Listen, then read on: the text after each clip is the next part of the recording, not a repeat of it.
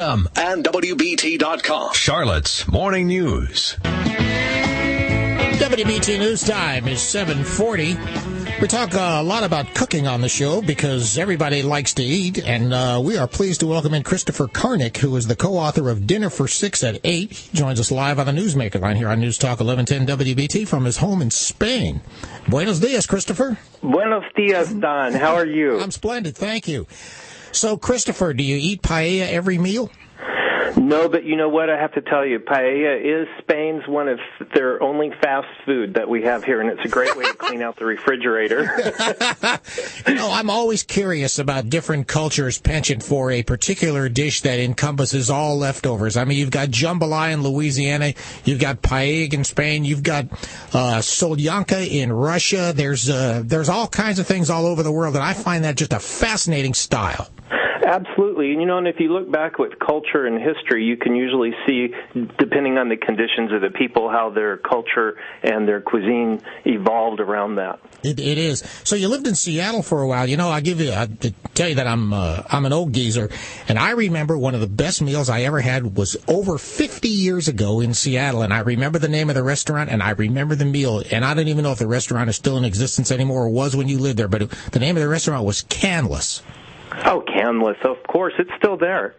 But they've changed the whole venue now. So with the economy, they had to go from the overindulgence of the 80s to pull it down more to be more inviting for the general public. But no, it's still there. Chris Canlis is the owner, and it's a great little place. I ate there in 1961 during the World's Fair.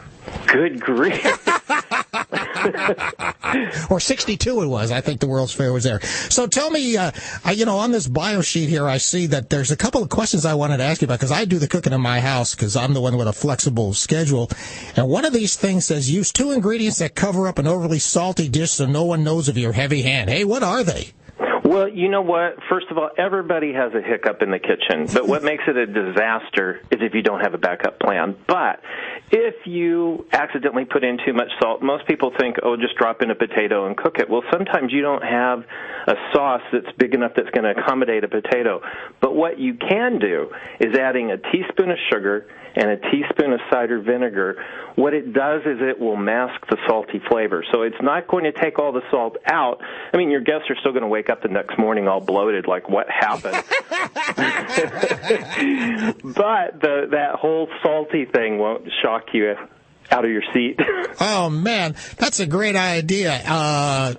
And you're right, everybody does have a hiccup in the kitchen. I mean, there's probably so many instances where somebody put in a tablespoon when it should have been a teaspoon, and I'm sure there are horror stories that you have heard all throughout your life. As Thanksgiving approaches, and we have a lot of people who unfortunately try their first big meal at Thanksgiving and fail miserably. You got any suggestions for those folks? Yeah, one of the things about the holidays and preparing food, people get so intense. Like, this is going to be the best holiday meal ever. And so they're already in a froth over things. And then all of a sudden they pull out the turkey and they slice it and they see blood. Okay, which I find interesting, because if we did that with roast beef, we would say, it's rare. Delicious. But when it's poultry, we all scream and run away. We're going to die, right? But there is a remedy for it.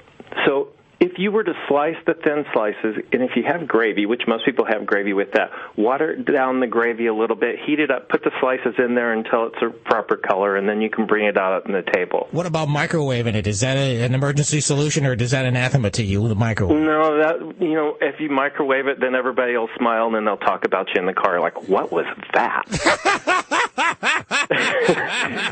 But another thing, speaking of poultry, if you're going to reheat it, which is another thing you can do, if you're going to, like a breast of chicken and it's not cooked all the way, get an onion, slice the onion, put it at the bottom of a frying pan, and then put the breast of onion on top of it, cover it, and then heat it. And the reason you do that is because you want the moisture from the onion to go up into the poultry, and it keeps the poultry from drying out. The name of your book is Dinner for 6 at 8. Are all these tips in the book? They are, and there's a bunch more, and 12 of our most famous themed dinner parties from Casa Ceballos here in Spain. Wow. Hey, is there a cheap substitute for saffron? Yes, there is, but I don't recommend it. But it's called B-Hole, and you can get that in the United States. It's just a coloring agent, so it doesn't really flavor the food. So people will see the color, and then they taste your food, and they go, "Oh, he's cheap." Because it is expensive. But you can get it. Hey, we have a couple of really great Latino markets here, and there's Mexican saffron as well, which is really, really inexpensive, but it's not the real thing, is it? That's B-Hole. Oh, that's what that is. Yes. Yep. Oh, okay. You're right. It does. It goes, oh, hey, it's orange. But it's orange, yeah. It's kind of a fluorescent-y color. It's not... Go buy some saffron. I'll send you some. And one other thing here before we leave, I see that one of the other tips is thaw fish in milk to remove the frozen taste and bring out the fresh-caught flavor. That sounds like a great tip, Christopher. Not only frozen fish, but also if you buy fish, you smell it, and it's like, this just kind of smells a little bit fishy. Soak it in milk. And what will happen is it takes out all that flavor, but I always tell people, get a little pinch of sea salt, sprinkle it back on your fish before you cook it, just to kind of reintroduce that sea flavor back into the fish.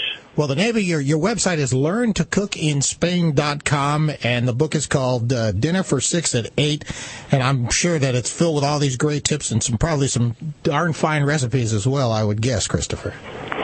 Well, thank you very much, and I think there might even be a pulled pork recipe in there from Charlotte, North Carolina. You never know. Oh, hey, that's great. Well, I mean, if you visit here, I'll take you out to a couple of really great barbecue joints. Christopher, thank you very much. I know it's probably, what is it, about 2, 3 in the afternoon there? It's 1:45. 1:45. Oh, well. But we have 75 degrees and you have 32. Oh, my God. Sorry. Oh, yeah, me too. Oh, wow. Hey, one other thing. Have you been to the museum in the famous, the one that... in Bilbao? Yeah. Mm-hmm. The Guggenheim Museum. Right, uh-huh. No, I have not, but I'm going to the other one in Valencia, the first part of March. But that is a new trip I want to take. We're in the south, in Andalusia. That's why it's 75 degrees. That's right. Christopher, thank you very much. I really appreciate it, and good luck to you. Thank you, Don. Christopher Carnrick, that's Carnick, here on News Talk 1110 WBT, 12 and a half until 8. News Talk 1110 WBT.